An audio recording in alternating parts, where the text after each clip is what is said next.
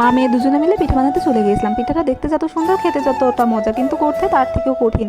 আসসালামু আলাইকুম, welcome to my new another video. আজকে করেছিলাম জামাই পিঠা, এবং পিঠা বানাতে কী কী লাগছে সব খুঁটিনাটি এই ভিডিওতে তোমাদের বলে দিব।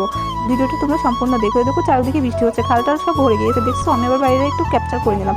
এবার বাসায় এসে আম্মুকে বললাম, তুমি বাসায় বসে থেকে আমাকে সব দেখাই দাও। আমি করছি। এবার আম্মু চিনি আর পানি দুটো আমাকে মিশাই দিল। আমি বলছি, আম্মু আটা নিলে হবে না? বলো না, সেটা নিলে নাকি বেশি ল্যাটকা হয়ে যাবে। তাই আম্মু চিনি আর পানি যেটা ছিল ওটা ভালো করে গুলাই নিলাম। নেওয়ার পরে 2 বাটি আটা দিয়ে দিয়েছিল। আটাটা ভালোভাবে সেই পানির সঙ্গে ভালোভাবে মিশিয়ে নিতেছিলাম, সুন্দর করে মাখতেছিলাম। আর এই আটাটা কিন্তু আমি পূর্বে চালে নিয়েছি, তোমরা সবাই কিন্তু চেলে নিও। চেলে নেওয়ার পর মাখতে মাখতে এরপর আম্মুকে বললাম ডিম ভেঙে দাও। তারপর আম্মু আবার 2টা ডিম ভেঙে দিল।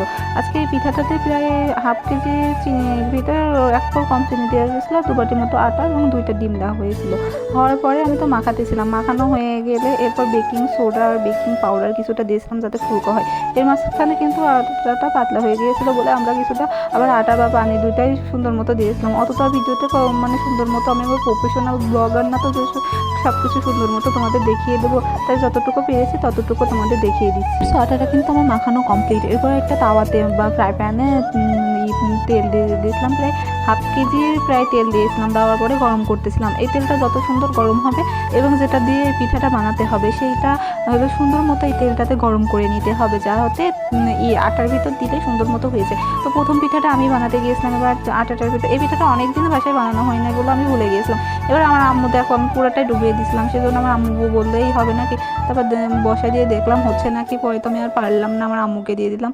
আম্মু এবার খুন্তি দিয়ে সারাই টারাই সুন্দর মতন করলো। করার পর তাও হতেছিল না, কেন জানি এটাতে আর হতেছিল না বলে আম্মুর পরে রাগ করে আমার এই ছোটো কড়াইটাতে তেল দিয়ে দিয়েছিল যাতে এটা পুরোটা ডুবে যায় এবং সুন্দর হয়। প্রায় হাফ কেজি 3 পোয়া তেল দিয়েছিলাম, ওইটাতে হতেছিল না। পরে কড়াইটাতে দিয়ে দিয়েছিলাম, দেওয়ার পরে সুন্দর মতো হতেছিল।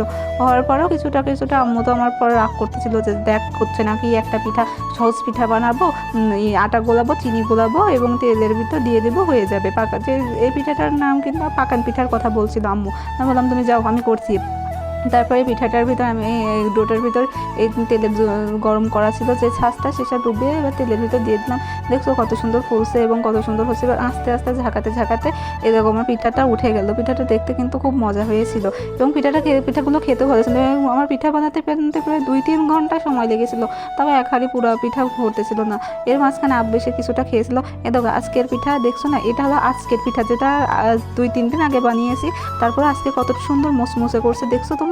এই ছিল আমার পিঠা বানানোর একটা ব্লগ। তোমাদের সবার কেমন লাগলো কমেন্ট করে জানিও, এবং ভিডিওটি ভালো লাগলে সবাই লাইক কমেন্ট শেয়ার করে দিও, এবং তোমরা এই পিঠাটা বাসায় বেনে খেয়েও। আল্লাহ হাফিজ।